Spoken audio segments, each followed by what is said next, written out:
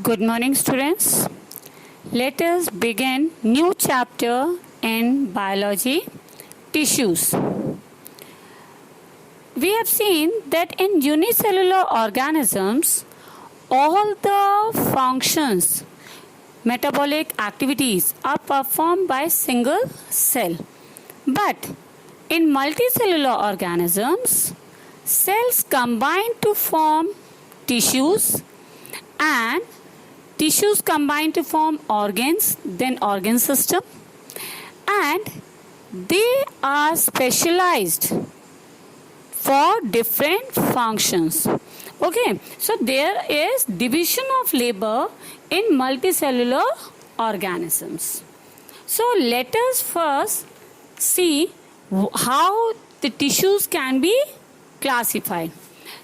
We are going to begin first plant tissues. Classification of plant tissues.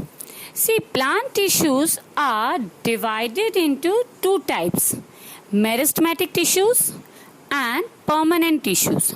Meristematic tissues are the tissues which have cells which are capable of cell division. Means in meristematic tissues, all the cells have the capability of dividing. They continuously divide.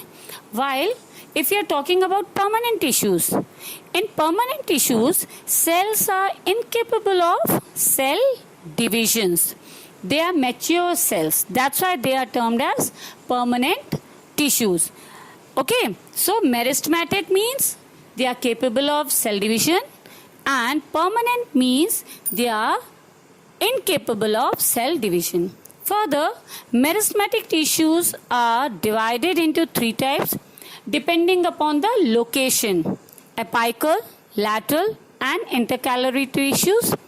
And permanent is divided into two: simple and complex, depending upon the types of cells.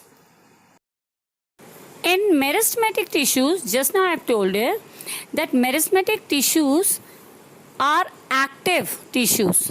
Okay, it includes active cells. They continuously divides. So depending upon the position where it is present, meristematic tissues are of three types. First one is apical meristem.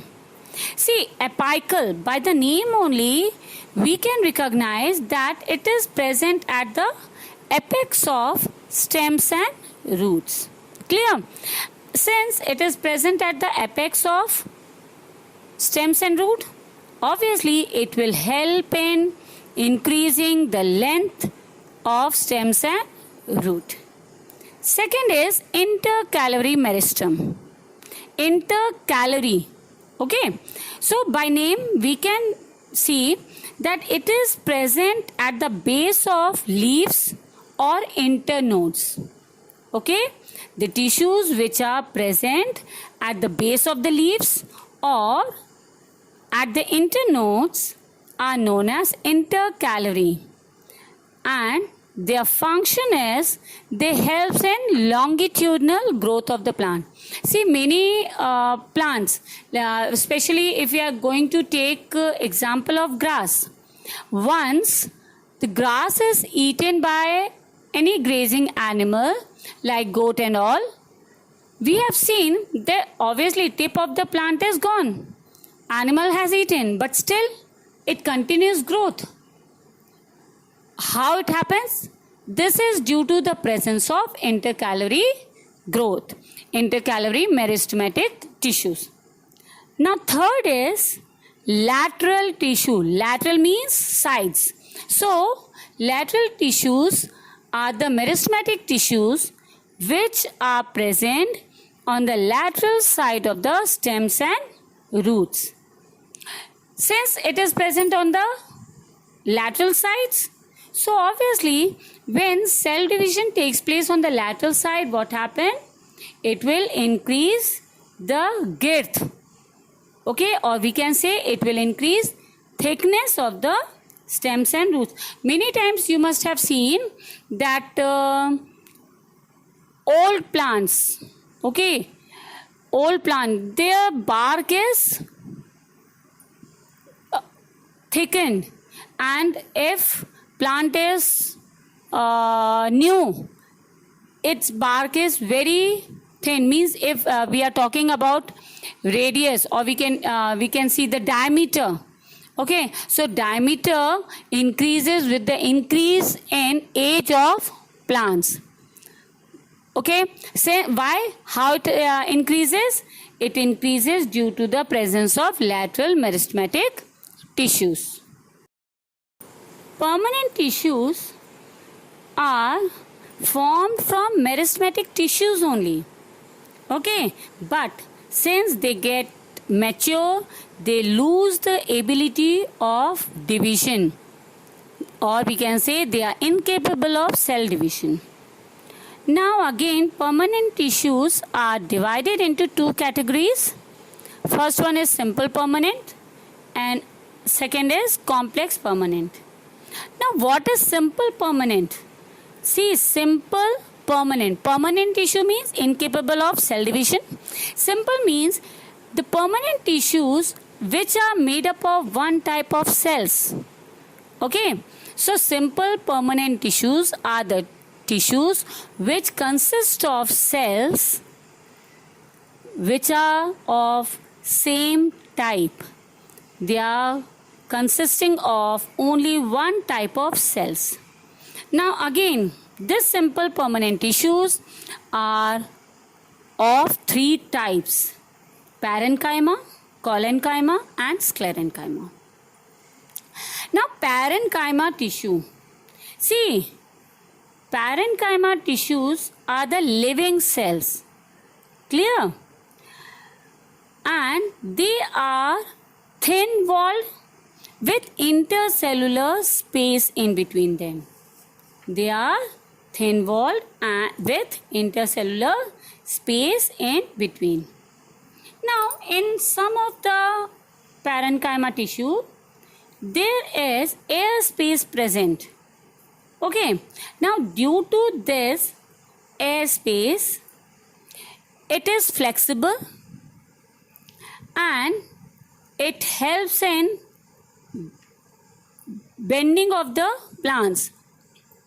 This type of parenchyma tissue are known as aerenchyma, and it is present in aquatic plants.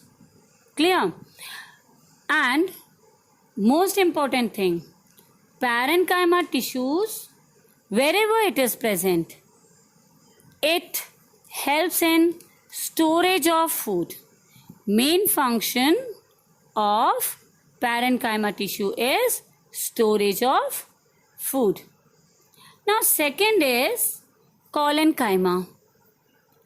See, collenchyma are also living cells.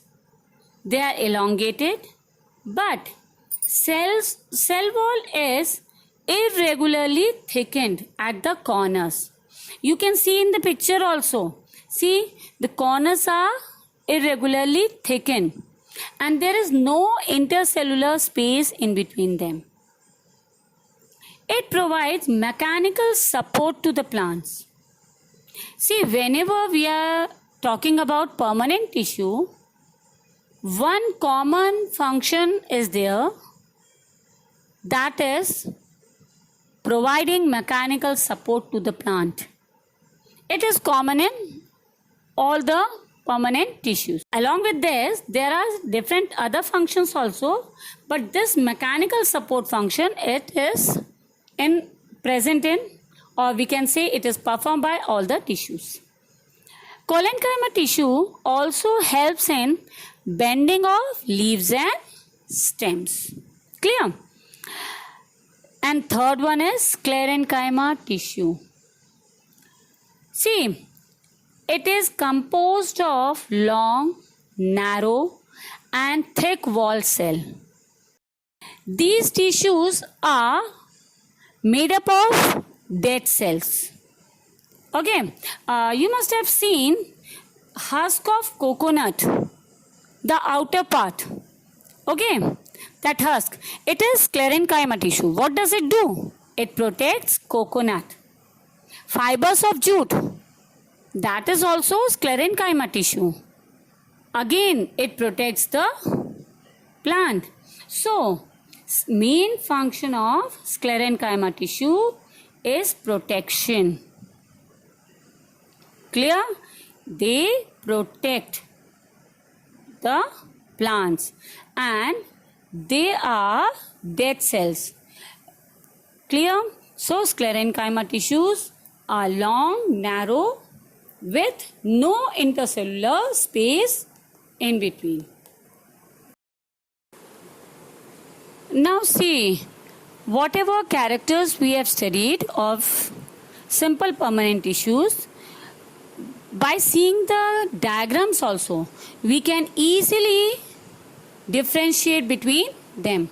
These diagrams, you should learn it properly, and this should be drawn in your copies also, as on the basis of this diagram only, many times in question paper, in 1 marks question, it is asked to identify and write the character.